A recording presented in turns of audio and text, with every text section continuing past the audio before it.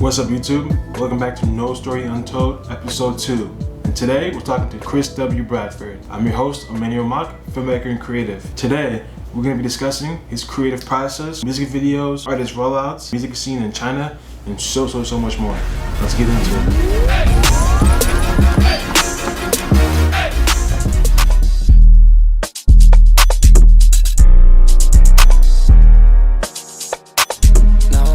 My lesson, all you gave me was your blessing.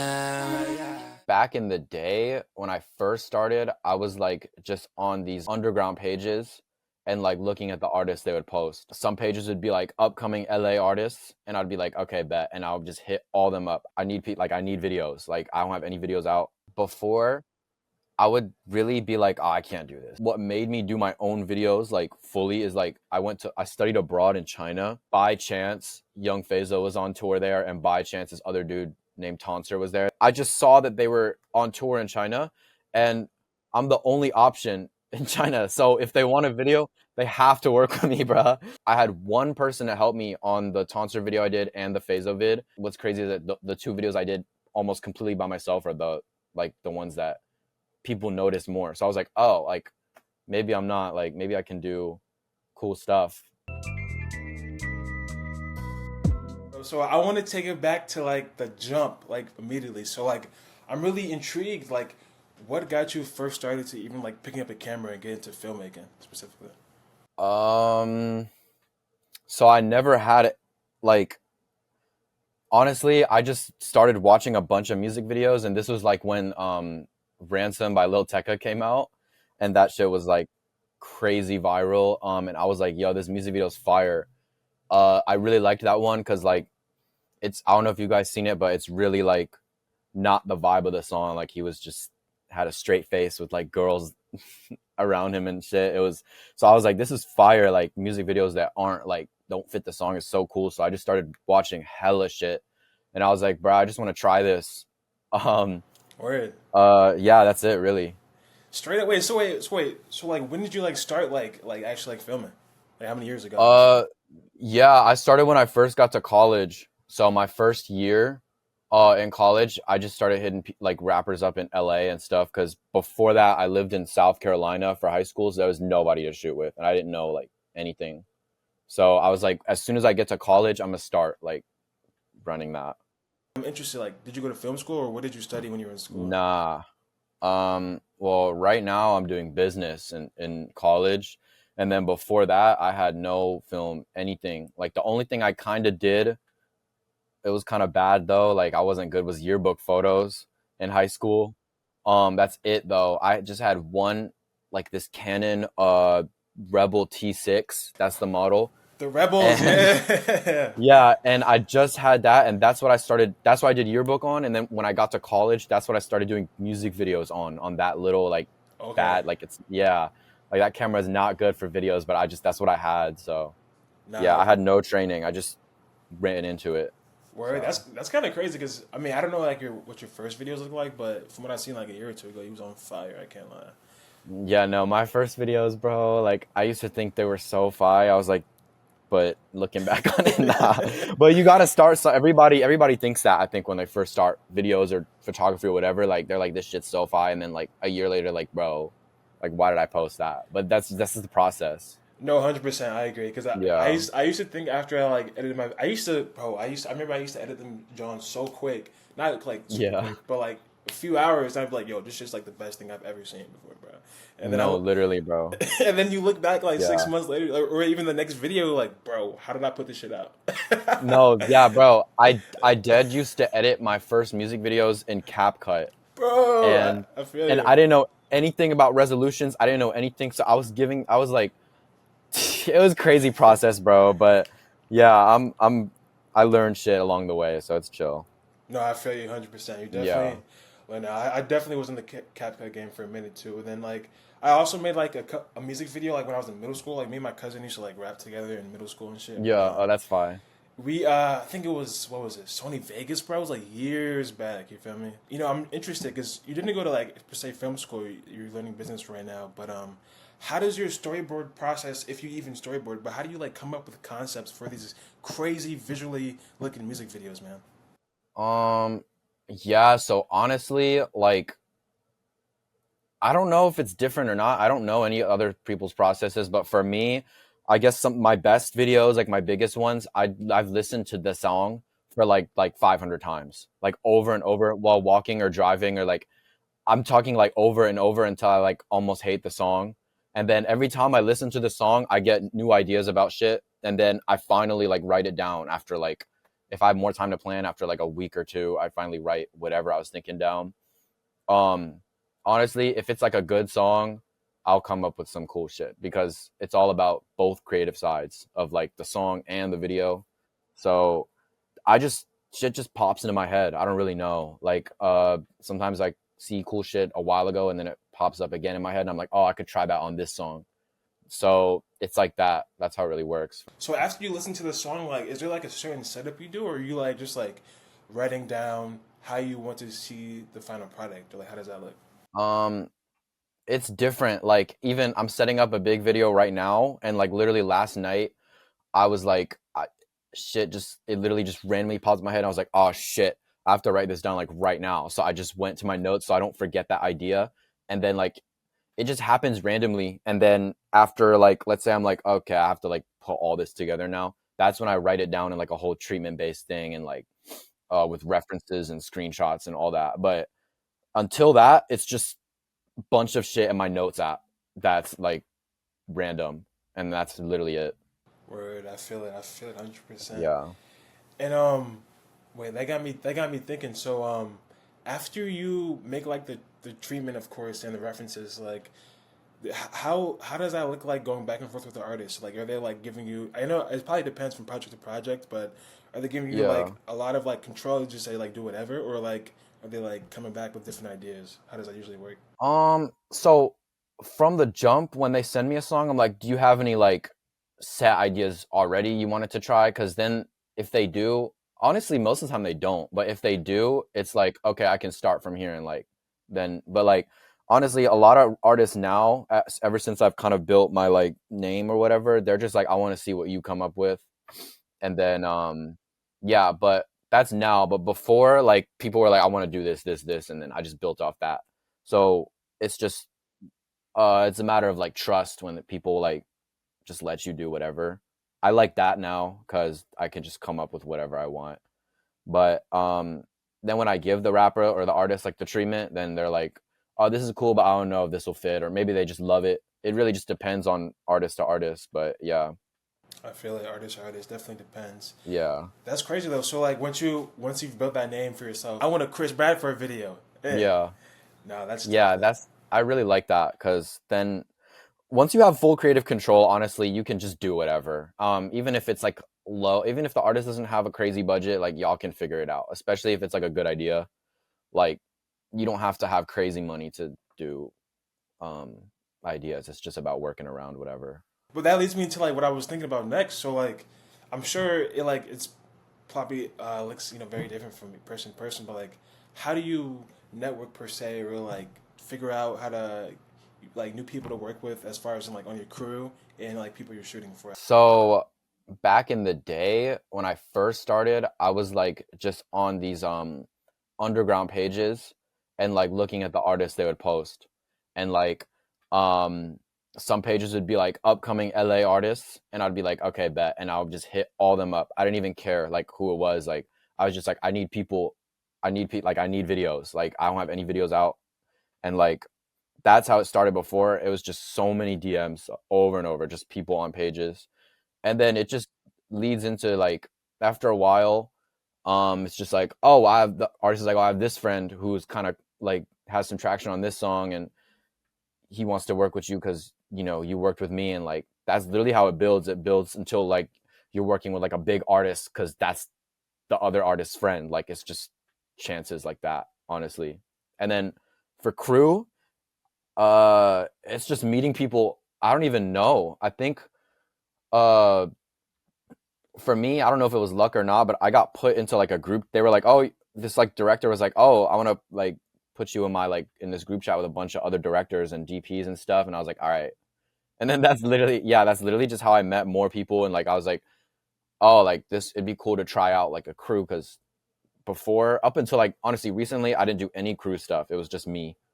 Um, so working with like crew, it's like, oh, you can like get better ideas built off yours, and it's like, yeah, it's really good, honestly. I'm not gonna lie, that's crazy for like the you said just recently you started working with like more crews, but like it's Yeah. crazy to see work you put in and then there's just like a one man show behind it the whole time. Yeah. Honestly, yeah, I want to talk about that, because like before I would really be like, oh, I can't do this. Like, but what made me do my own videos like fully is like I studied abroad in China, and like by chance Young Fazo was on tour there, and by chance this other dude named Tonser was there. This like EDM kind of pop guy. Well, basically I just saw that they were on tour in China, and I'm the only option in China. So if they want a video, they have to work with me, bruh. So yeah, it's literally about time and place. Like and yeah, so I was like, I had one person to help me on the Tonsor video I did and the Phaso vid, but that's it. I did everything else, and I was like, I was so unconfident. I was like, I can't do this, bro. But then those two videos ended up like putting me on. Everybody was like, this is crazy. Like, who is this guy? Like, I want him to do my video. And what's crazy is that the two videos I did almost completely by myself are the ones that people notice more. So I was like, oh, like maybe I'm not like, maybe I can do cool stuff by myself. Like, but it's always good to have a crew. Like now I work with crew, but like that's when I was like, oh, I can really do like, stuff myself. Like you can do anything like that. It's, you don't need a lot of people in the beginning, at least. I did want to ask how you because I know I've seen you and Tonser have been working a lot recently, and I wanted to ask how that connection formed, and it was in China when you were studying Yeah. abroad. That's fire. Yeah, I just hit him up. One of my friends, I actually wasn't really tapped into that scene, whatever genre that is. I wasn't really into that much, but my friend was like, "Oh, I like this artist. Like he's touring in China. You should just hit him up." And I was like, "All right." And then yeah, we just did that song "Text Me," that video, and then we've like been close ever since. And now I literally manage him, his creative and all that. It's literally just about, even Fazo, like I do his creative direction for his rollouts and stuff too. Like, and that's just by being the only guy in China to do like, and now we're like locked, because they're like, oh, this guy's really like good. But it's just about being in rooms that like, yeah, it's just about being in rooms that people notice you in. I want to take Yeah. it back to like a quick step, bro. How was it studying abroad in China? That sounds fire. And Oh, it wait, was crazy. what city were you in China too? I'm interested. I was in Shanghai. Oh, okay. Yeah, so I was literally studying business and like real estate in my school, like through my school. And then I was like, dude, I like, what's crazy is that like I had one like big video, or a pretty good placement video before China, and I was like, dude, going to China, I'm gonna like fall off, bro. I'm not gonna get any videos. And like that was really my mindset. And then I was like, nah, honestly, bro, I just need to lock in and find people. So before I was just working with China underground artists like Jack Zebra and like those guys, like that's like a big name in China underground. So I was just doing that, and then by chance that's when I saw Fazo and Tonser were coming, different dates. And then I was like, yeah, like, so I never expected to work with like those big names. I was just gonna work with China underground. But yeah. So I'm interested. So you brought your rig with you to like school in China? Yeah, it was a really basic rig. I brought my Blackmagic 6K, and Okay. then one lens. I had one lens, a 24 millimeter, like not even a zoom or anything, like Oh, just just straight prime 24? yes, bro. And because I couldn't bring all, and so I had that. I had like, I ended up buying two lights there in China. But if I didn't meet, I met this one dude at the Phaso show who like, this Chinese guy who like knew all these connects on how to rent lenses in China, because I don't know how to do that. Like that's completely different. There's no share grid. There's no peer space in China. Like I don't know how to do that. So he helped me like get all that stuff for the Phaso and Tonsor vids. And like without him, bro, like I don't even know. Like I would just have to shoot all that on one lens, and that would not have looked good. Dude, So that's clutch though. That's fire, yeah, man. yeah. Then it's literally all about just being next to random like you can be next to somebody and you don't know them, and that guy could like help you forever. You just gotta like talk to them. Like you never know. You really never know. So I've also seen you working a lot with DP Kyleherokim. I'm interested yeah, in how the relationship got together, and y'all been growing a lot together. Y'all made some crazy content, some crazy videos with that. I'm just intrigued, yeah. like, how's that working out? Yeah, so I think me and Kyle met a bit ago. Honestly, I do like to call them like my day one, because like I had like I didn't have that many videos. I got this one video with like a poppin' song on TikTok, like this dance kind of song by Boso. It's called Too Much. Bro, hey, my bad to Yeah. interrupt, bro. That was my first video I saw by you. I was like, oh Yeah, shit, yeah. yeah. But yeah, bro, that was like my first, like, I don't even know, first video with like some crew, and first video with like I had to write some shit. Like I had to plan some like even if it was simple, it's just a party, but you still got to plan that out. Like, but yeah, so me and I think someone else like linked me with Kyle, because Kyle was in high school at the time, and like he just had a bunch of links to like camera rentals in school because he can get that for free, and like so it was just like, yeah, you can work with this dude, and for cheaper because he can get good connects, and like, yeah, so that was the first time we worked, and then since then, like, we just built like every big video I've gotten him on, because like I really like him, because like he'll tell me straight up if an idea I have or something I do in the camera is trash. He'll just be like, nah. And like, or and he'll also tell me straight up if like this is really good. Like, so I hate being around like a lot of creatives in the community. Like, honestly, there are a lot of like yes men. They're like, yeah, that's fire, which is cool. Like, I love the support. I love supporting other people too. Like, but there's also, you got to have creatives that'll be like, nah, like you got to be better next video. Like, that's what I really love, because like that helps me improve myself. And like when people like send me their videos, I don't just be like, this is fine. Like, if there's something I don't like, I'll be like, this is cool, but like next time, bro, like you should try this idea and whatever. So it's really just about that, like That's that always relationship. Yeah. no. That's nice to have, bro. Because you're right. A lot of people are just like you said. It is cool to like support people, like you said, but it is also nice to Yeah. have a person in your corner you can like confide in and be like, yo, what you think about this?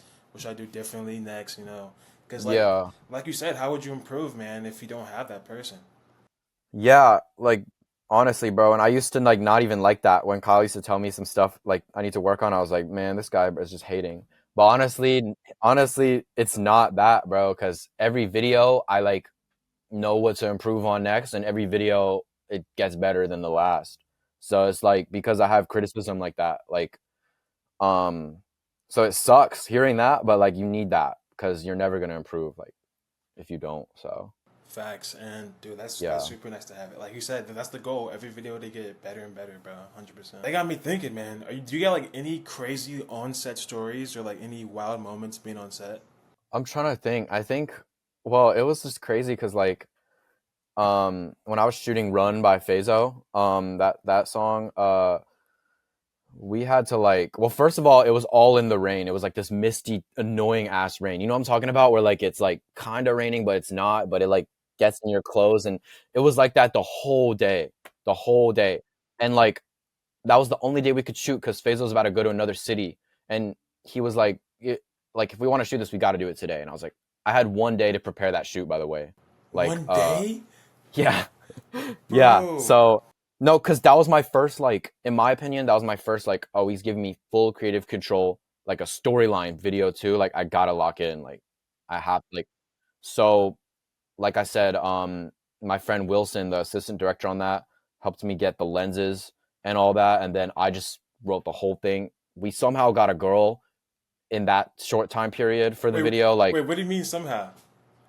I just, dude, like in China, it's just, I don't know who to hit up. Like, so like Feizo knew some people, like Feizo's friends knew some people who were like probably be down to model for it. And I just I didn't believe they were going to get a girl for the video. I was like, dude, but then it actually happened. And like, so we got all that set up in like a day, and then, just crazy stressful. I'm not going to lie. And then it was raining, and then some parts in China, you're not even supposed to film in, but like, I'm not going to lie. Like, we just did it.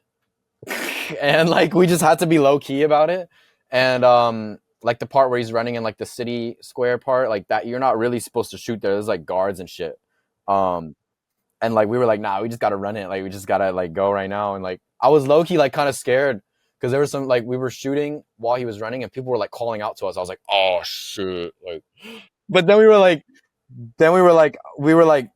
I guess they did like started not caring because like they let us finish. But like we didn't get caught or we didn't get in trouble. But like it was just also like being foreigners in China, like me and Faizo, like everybody's looking at us, especially since we have a camera. Like it's even worse than shooting in public in like LA or New York. Like everybody's just looking at us. And I was like, I don't like I have social anxiety, bro. I was like, shit. Like, but I still have to be a director. Like you can't act.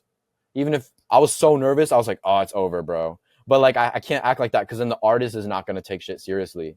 So I had to like just suck it up, bro, at that point. And then so that was a crazy story. And still it was raining all day. It was but we still got it done, so Bro, yeah. no, that's crazy. 1 day treatment, 1 day shoot, raining, Yeah. guards coming. Yeah, like you said, especially as a foreigner, bro, you probably like, I don't know what the fuck Yeah. going on. Yeah. I mean I speak a good amount of Chinese, but like not enough to like explain myself that like if the guard like comes up to me, I'll be like, shit, I don't know. So yeah. Nah, that's crazy. Wait, you speak Mandarin?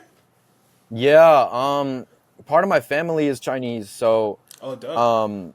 yeah, so I went to China also to practice my language. They got hella better there when I was there. So, but yeah, it's like, all right, I'm not like the best, but yeah. Nah, I was gonna attempt, but I can't even because my brother studied abroad in China for 2 years during his college as well. Oh, for real? Yeah, he was in I think it was in Zhejiang his first year, then his second year I forgot it was some coastal city. Um, but Damn. I picked up like a few words from him, but all I can remember right now is shit. Just thank you. That's all I can remember. Yeah, bye. Yeah. That's all you need for real. That's all you need. That's all you need. Yeah. Nah, that's tough. Wait, how long were you there for? I'm interested. From July to January. Oh, So decent. You were there for a decent amount of time. yeah, and I just got back this January. Damn. That So probably, yeah. bro. How was that, brother? I'm intrigued because that probably changed your whole life. Bro, yeah, honestly, like, uh, it was just I had to do so much shit on my own, like just figuring out how to get around and like, and honestly, that like left a mark on me in a good way because now I'm pretty more self-sufficient. Like that's why going to countries like is low key good. Like I actually didn't see the vision, like, because I was like my mom like she didn't make me go, but like she was like you gotta go, but it's like basically and like. I was like, nah, because I'm gonna fall off on videos and like I'm not gonna get videos and like I don't know and like I just want to be with my friends back home. But she was like, nah, just like trust. And like I was kind of mad at her. But like I saw after a while, I was like, damn, she was right. And like now yeah, it was a crazy story. Like, bro, now I'm like more self-sufficient and somehow like China brought my business up even here, like with videos, because I got those two big ones. And yeah, it's crazy. Just random like shit, like random life. You just never know what's gonna happen because I did not expect that to get videos like that. You never even know if you shoot out there, you'll be tapped into like a whole nother scene. I didn't know there was a China scene. Honestly, there's a giant China scene, giant Korea scene, pretty good Japan scene. I think I'm not tapped into Japan underground like that, but at least for China and Korea, it's like going up so much right now. What really tapped me in was seeing your video that you had in China, one music video that you did. But then I also seen some other stuff from like some underground Instagram accounts. Then I saw like Montreality posted like some Korean and Chinese music videos. Yeah. I'm like, yo, these folks kind of good. I'm like, it's kind of hitting right Yeah. now. No, they actually are, bro. Like it's just another coincidence because like I worked with Jack Zebra, like pretty big name in the underground now. But when I first worked with him in China, like no listeners, I was like, this guy is just small. Like he's fire, but like I did not expect him to go up like that on some real shit. And now him and more of China underground and Korea underground is up right now. And because I did that video a while ago, uh, that had me more up too in China and here. Like now, because Jack is known, like that video is like it's just crazy. Like all coincidences, bro. That taught me like you always have to take videos seriously, even if it's like a small artist. Because like I know some people who don't do that, and like honestly, like they could regret that, because like that artist actually could blow up. You really don't know. Like just because you don't like the song or like whatever, you never know. And then so yeah, that was like, damn. So just take all videos seriously for real, because I did not expect that. No, that's a nice sentiment for real because, bro, like you Yeah. just said, like you could really work with the artist and then like they blow up and y'all blow up together for real. Like you just said, you No, just yeah. did. Yeah, because Jack helped me so much in China too. And then we did like 2 videos after that, and like linked up more, like just because of like that some one video that was small back then. And now like now he's posted everywhere and to help my brand too. So it's crazy. Oh, that's fire for sure. But now Yeah. going off of that, like I'm interested. I know you've been. It sounds like you're very motivated. Obviously, I mean, I feel like you have to be in this field. But that leads to my next question: like, how do you stay motivated? Because I feel like this field, you have to stay. It's very self motivated. Like otherwise, because no one else can tell you to do this shit, besides yourself. So Yeah. It's really just like I do have like a set goal in mind, and I'm like I see some people maybe with similar goals that don't lock in, and they don't really get how far they would go, just based off their own mindset. It's not any other circumstances. And I'm like, I gotta keep going, bro, because I don't want to end up like, you know I don't want to not hit my goal, bro. And so honestly, my mindset is probably not even the best sometimes, but with the business, but like I have to like keep putting the work in. It doesn't matter if I'm in like a bad mood. Like honestly, when I'm in a bad mood, or like when I'm feeling discouraged about my business, or I'm like, dude, I'm not getting clients like right now, I just hit up a bunch of people, and then it makes me feel better. Like, and then I probably would get a client, like 1 or 2 out of that, like in the future. So like that's something my mom told me to do. She's like, if you're feeling, because she runs real estate businesses and stuff. So she's like, if you're feeling down about your business, don't just sit down and like say like, oh, it's over for me. Like I can't do this. Like you just have to keep doing more business. So honestly, to cope with my bad mindset, I just keep doing more. You gotta be like crazy to, you gotta just push everything aside and just keep doing. Cause if you know your own goal, like you can't not reach that. Like, so yeah. bro, I feel you, bro. I'm scared to like look back like in 6 months, like damn, what did I do? You feel me? Like but like you Yeah. said, just keep going. I feel like definitely people can take some away from that 100%. Keep going. Yeah.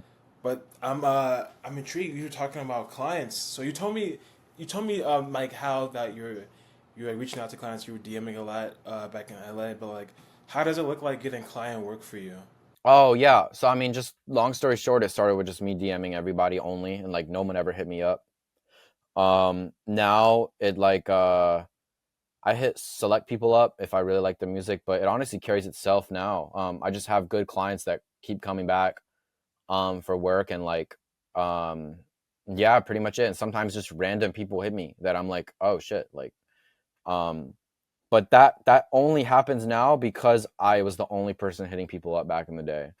So I think a lot of creatives or directors like post really good work, and then they expect people to hit them up only. But that literally never happened, at least to me. Like all my clients I got before is because I hit them up. Like no one hit me up. No big rappers are gonna hit you up unless there's like a 0.1% chance. Like you have to keep hitting everybody around them, or like it's on you. You can't just wait. So yeah.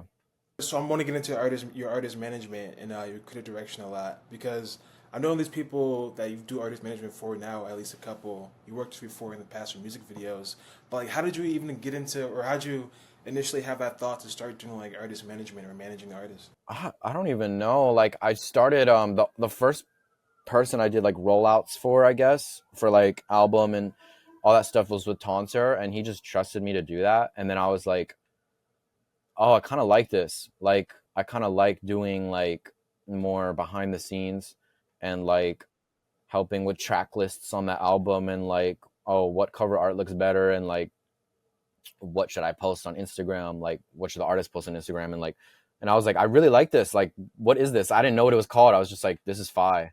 And then it's just like, I guess it's like creative direction / creative management. And then, yeah, actually recently, like I started fully managing Tonser, with a lot of stuff like that. And, I was like, yeah, I really like this. 'Cause a lot of directors or videographers, like they can do the same stuff. It's really just about shifting your mindset a little to like the artist's image more. Like, so I was like, I really like this social media like kind of stuff, and I just wanted to do it more with other people. So Right. So you're kind of almost just yeah. like doing something that you liked, and it was, and just figured out how to keep going with it. It sounds kind of fire, bro.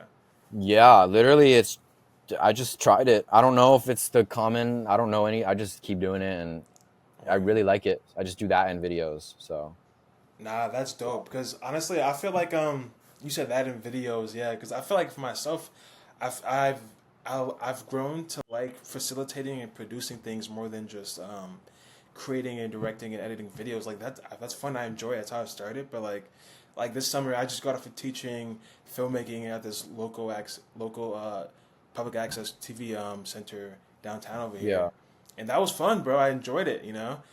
And yeah, I like doing stuff then more than just actually filming and editing, which is cool though. I love it, but yeah. No, I'm knowing. It's really like, I just think some people put themselves in a box and they're like, yeah, I don't know, whatever title. I don't even give myself a title. I don't know what I am. I just try different things and like, you know, at some point, then you'll have like multiple streams of income, multiple streams of motion. It's not just one thing. Because if one thing could not work out, one thing but you still have two other things that you're making money and getting recognition for. So you should never just do one thing. Like it has to be like multiple different kind of lanes because you never know which one will blow up and which one won't. So facts, 100%, yeah, bro. I agree 100% because like you were just saying, like people put themselves in the box and like honestly they can do way more, but like they're almost like yeah. they're like not even scared. They're just like almost like unaware, too. It's interesting to look at. Yeah, I just say like start doing anything because once you are in a box, once like social media or like fans or whatever puts you in a box, it's so hard to get out. Like so you gotta try stuff early, or like yeah, just earlier than normal. No, I feel it because it's funny you Yeah, say that. Like you said, like I can't even like. I know mine says like visual art director right now on my Instagram. I think my public profile, but I can't even like bring myself to put like director or DP or editor on my page. nah, You feel me? I can't even feel like I could like put myself in that box. Like you just said. yeah, Like I feel like I can yeah, do so much more, but like I don't want to just give me a name because they're gonna hire me for that thing. yeah, exactly, bro. Like I wouldn't put management or creative anything. I just because like there's so much other things you can do. Like you don't have to just be a director or a videographer. Like just try everything, bro. When you're editing, do you? I know sometimes you may have like a color or VFX help as well on the post production side, but like Yeah. how does that look like going with edit? Are you editing based off like how you saw the treatment in your head or written out, or how Yeah. does that work? Um when it's like a really good song or like a really good treatment, I really like the idea. I kind of know how the video is going to go in my head after like video. So then that's just how I edit it. Sometimes even write down like, oh, on 1 minute of the song, I want like this shot. Before we even shoot it, I'm like, I want this part of the song. Because that way, like when you do shoot it, you know exactly where it's gonna go. Um and then yeah, so it's really just about that. And then um sometimes I do send out work to get edited like fully. Just but if I like really like the song and idea, I'll just sequence it. Because honestly, sequencing is underrated. Like it's like more important than people think it is. Um Actually putting the clips together, because you could have a good video and have bad cuts, and it's just like it's really like that's actually most important, and then coloring is also most those two are like the things. Yeah, Let's go back to this first because I'm really interested. yeah, The video that you made for Tonzer, text me, bro. yeah, The visuals are insane. I'm seeing some VFX coming up on the shorty in the bathtub. yeah, How did you get those ideas and concepts for that video right there? bro. um I just remember walking to class in China every day and listening to that song, and like that bathroom scene, like that part where like she like puts her head back and like the things are coming out of the bathtub. I envisioned that like perfectly in my head when I was listening to the song. And like it's just by chance. Sometimes I don't envision stuff like that. It's just circumstantial. So I was like, I know exactly what I want. I wanted her in like a bathtub like that on like a, I think my inspo for that was like The Ring, like that horror movie. Um, I was like, I really want some cool like trippy stuff like that. And then that bathroom scene was the one scene I wrote in the treatment that was every single second of that part. I like knew what shot I wanted to do, and then it went like exactly like it. Because I've seen other directors do that fully for a video, like they have like a slideshow, and it like plays the song in the back of the slideshow, and like it keeps changing, and I'm like, that's fire. But like for me, I can only do that circumstantially. I can't force it. It really just comes like, I don't know. It just, yeah. Sometimes it just comes to me. I see what you're saying. I see what you're saying. Yeah. Like for me personally, I don't know how much like when I started, but like for now when I do, well, it's kind of like when I started, I did this a lot more. Now I'm kind of like changing it up to like what makes like a little bit more sense. But let me tell you, I used to, so like you, I listened to this song many times. I'm trying to get like idea or vision or even like a story. That's one thing, bro, I'm mad about too. A lot of my first early videos, bro, I created like this whole treatment with this crazy storyline. Bro, you wouldn't believe this. We go to shoot. This this is the early days. I think this was this even a paid project? Yeah, no, this was paid. I was surprised the artist did this, bro. I went to the shoot. I had a whole treatment, bro. Changed the song. Bro, Bro. I'm like, brother, Nah, that'd be, yeah. bro. I'm like, bro, we got a whole. I'm like, okay, I can figure some shit out. So I kind of use like most of the same shots, but like literally minus the whole storyline, and it was alright. Yeah. But going back to my storyboard process, I feel like what I used to do a lot more is like I used to break down like how I wanted well how I used to break down like the shots and then how I wanted like every second to look, just so I could have like Yeah. a just so I can have a base and like be on set, like be experimental if I wanted to. You feel me? But I feel like half the times those plans got thwarted. Honestly, most of the time the video is not gonna go how I think every video I've done has not gone to plan. Like, yeah, honestly, like even my good ones like Phaso and Tonsor, those videos didn't go to plan either. Like I had like more stuff. I had like, but it's really also like some of the best shots in both of those videos are just by chance. Like we were just like, oh, we should try this right now, and then like that's it. So honestly, I think no video ever goes to plan. Like, you just gotta accept that, and like, if you're a good director, like an actual good director knows what to do when shit doesn't go to plan, and like they have the eye, and like they're like, oh, let me just do this instead. Like that's really what makes a good director. Like, Yeah. so No, I agree. yeah, Because yeah, you definitely have to be. I feel like that's almost like yeah, bro, 100%. That's almost like I feel like you just said. I feel like that's almost like the main thing of being like director is being like adaptable on set, like knowing what to do like yeah, when. Just to go back a bit, I feel like well, not I feel like, but now I more so do like instead of like a lot of words, I more so do like visually, like how you said people make like a slideshow and then have music, the song in the back. Now I do like I make like a document with like reference photos and maybe even gifs, yeah, and then I have a shot list, and then I have like a template. How I want the video to look. yeah, exactly. Everybody has their own thing. I've seen some people do weird stuff, in my opinion, like, but it works out. Like I mean, it doesn't matter how you write stuff down. Honestly, like when I didn't do treatments or before I did like knew how to do treatments, I'll just have a document with like bullet points and I'll just read it off. Yeah, it doesn't matter it's just how you execute it on set, really. Like, yeah. I remember my first time shooting a music video with like the bullet points on my phone. It was just literally just like a shot list and like some ideas. I guess I was like really directing. Bro was like, cause he had some friends on set too. He was like, oh, bro, I had like a fake gaffer. I had one of his friends hold the light. He's like, oh, bro's really directing. He know what he doing. I'm like, okay, okay. Yeah, no, that's yeah, bro. It's also about the image you give yourself on set. Like you can't be like even if you're a shy person, which I honestly am, like you can't be like that. You have to, because then the artists artists talk.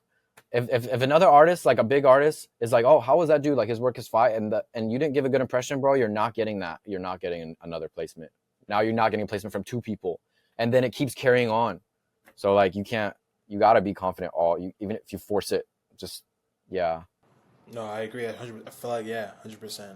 I agree. yeah, You definitely gotta, cause like you said, bro, that's your image, bro, and that's how people know you as and remember you as, and that's like, in their head, that's you in their head. yeah, exactly, bro. We are gonna get into the rapid fire this or that questions. Are you ready for it, my guy? I'm down. Yeah, I'm down. All right, bet. All right, I got a few. I got a few of them. All right, first, Okay. I might know some of the answers, but I'm interested for what you say. All right, Okay. first, we got storyboard or running gun. Storyboard. Storyboard, 100%. We got directing or editing. Directing. No, I feel it, bro.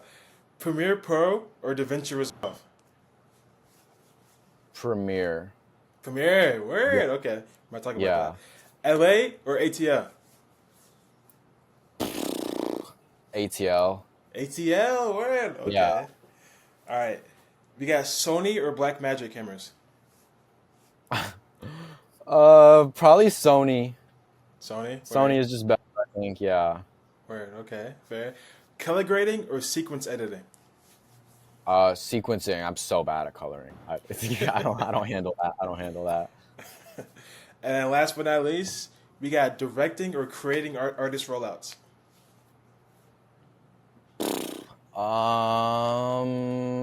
Right now I think it's artist rollouts. Artist rollouts. Word. Yeah. Nah, that's tough. That's tough. Yeah. But I'm interested. So you said Premiere. Have you? Are you gonna? Do you plan on going to DaVinci or nah? Okay, so yeah, like I sequence in Premiere just because I know how to do that better.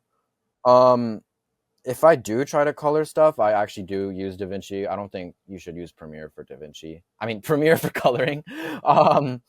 But yeah, editing, like actually cutting stuff up, I just use Premiere. I tried to do it on DaVinci and I was like, nah. So No, that's fair. but That's yeah. fair. Man, those DaVinci nodes are different.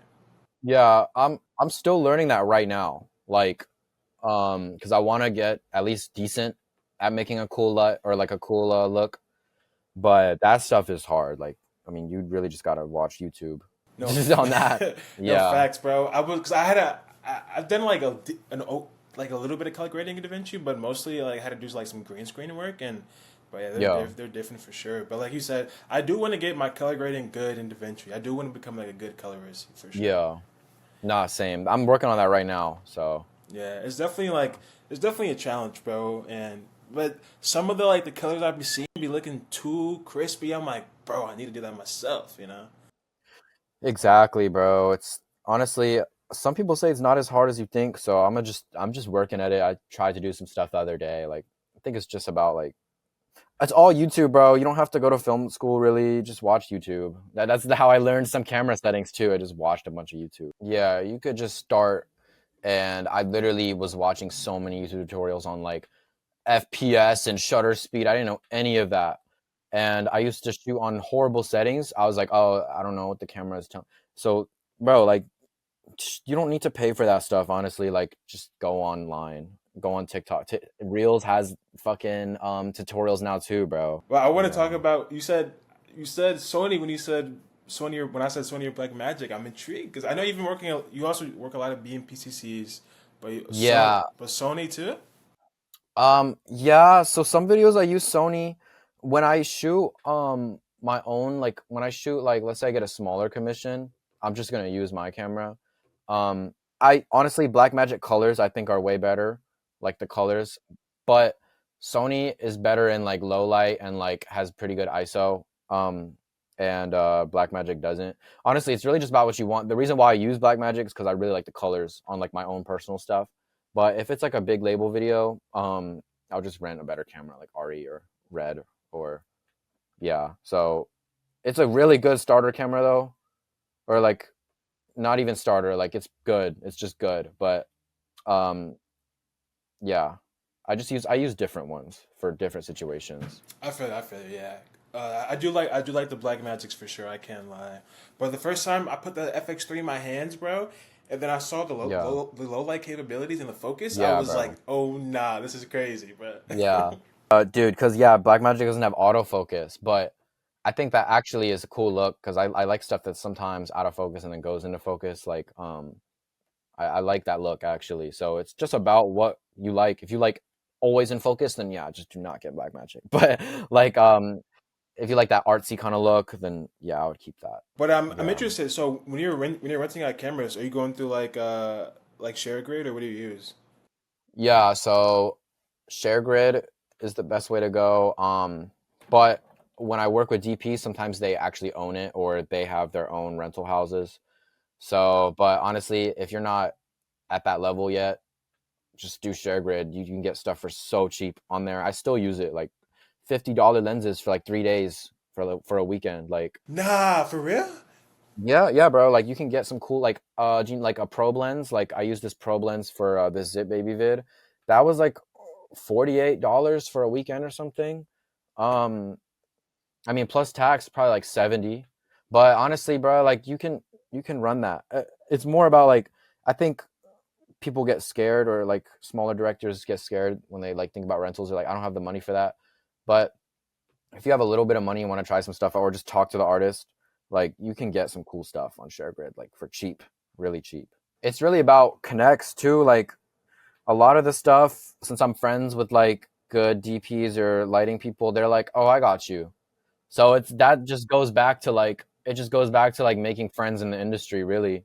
Like, cause I do pay full price for like rentals, but like sometimes I don't just cause like we're friends and like you can get, so you just gotta make friends with everybody, even like lighting techs and all this stuff that might not seem important, but it actually is.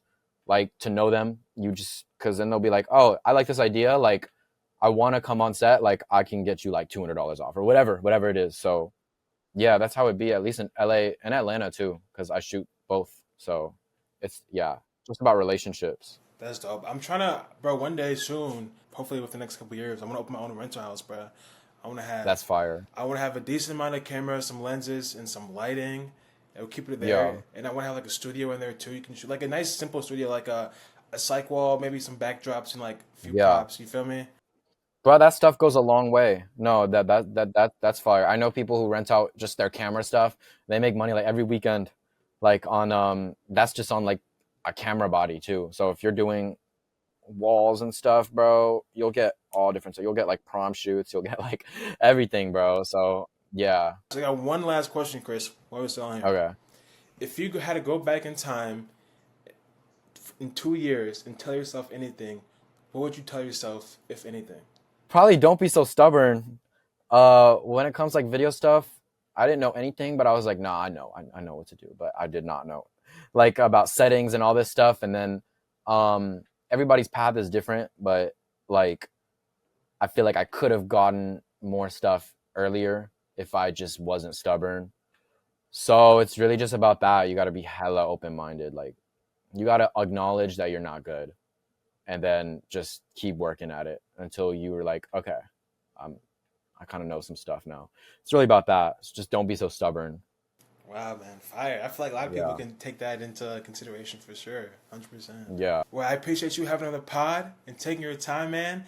Thank Shout out, you. shout out, hey, follow Chris, my boy, Chris W. Bradford on IG. All his socials will be linked below. I appreciate it. I love the talk, bro. I love talking about stuff like this. So, Of course, bro. yeah. All right, everyone, thanks for tuning in. Peace.